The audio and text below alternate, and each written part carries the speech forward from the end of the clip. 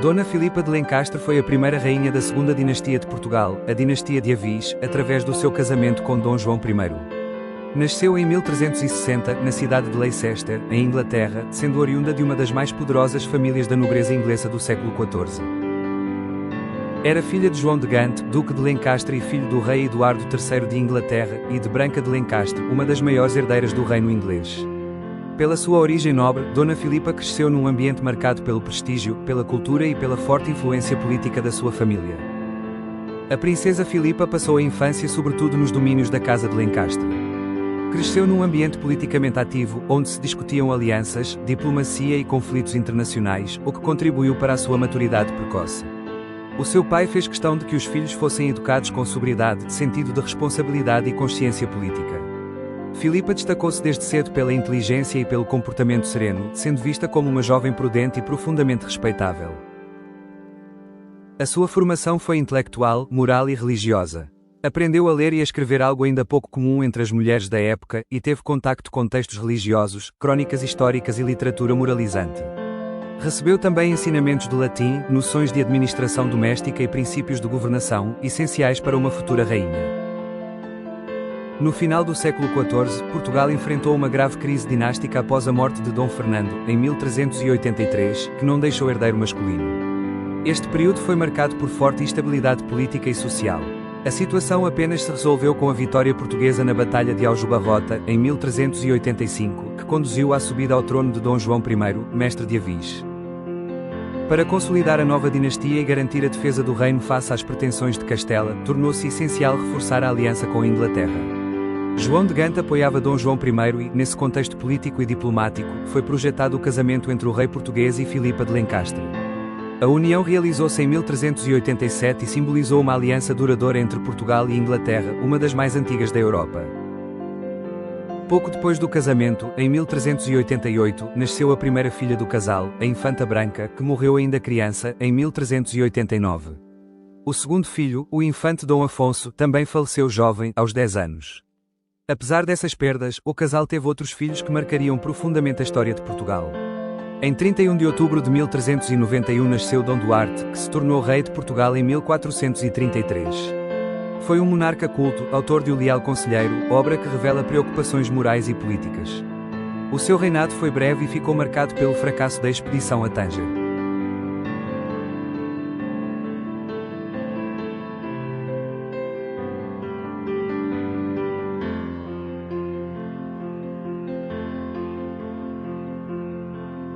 Seguiu-se o nascimento de Dom Pedro, em 9 de dezembro de 1392. Conhecido como o Infante das Sete Partidas, pelas suas longas viagens pela Europa, destacou-se pela cultura e visão política. Mais tarde seria regente do reino durante a minoridade de Dom Afonso V, mas acabaria por morrer na Batalha de Alfarrobeira, em 1449. A 4 de março de 1394 nasceu o infante Dom Henrique, que a história recorda como o grande impulsionador dos descobrimentos portugueses. A partir do Algarve, promoveu expedições ao longo da costa africana, abrindo caminho à expansão marítima portuguesa.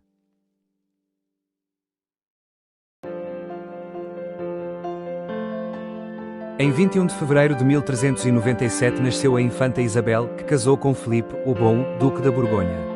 Este casamento elevou o prestígio internacional de Portugal e integrou o reino nas complexas redes políticas europeias.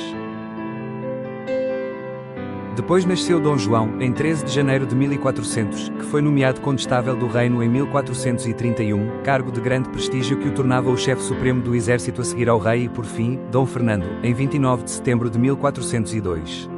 Este último ficaria conhecido como o Infante Santo, por ter morrido em cativeiro, em Marrocos, após a fracassada expedição a Tânger, recusando que Portugal entregasse Ceuta em troca da sua liberdade.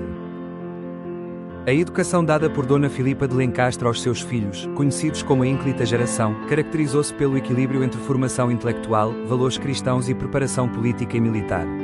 A rainha garantiu-lhes uma instrução invulgar para a época, com o estudo do latim, da literatura, de textos religiosos e de conhecimentos científicos e geográficos, influenciando especialmente o infante Dom Henrique.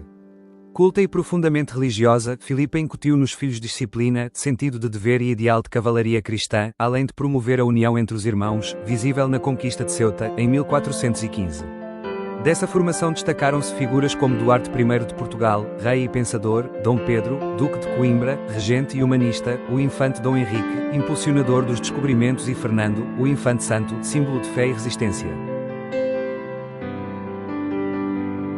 Em 1415, enquanto Portugal se preparava para a histórica conquista de Ceuta, a primeira praça portuguesa no norte de África e marco inicial da expansão ultramarina, Dona Filipa de Lencastre adoeceu gravemente, vítima da peste.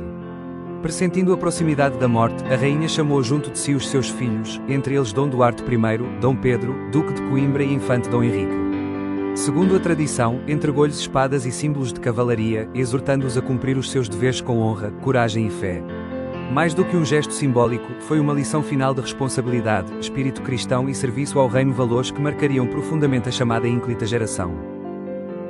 Dona Filipa de Lencastre morreu a 19 de julho de 1415, em Odivelas, com 55 anos de idade, pouco antes da partida da armada portuguesa para a conquista de Ceuta.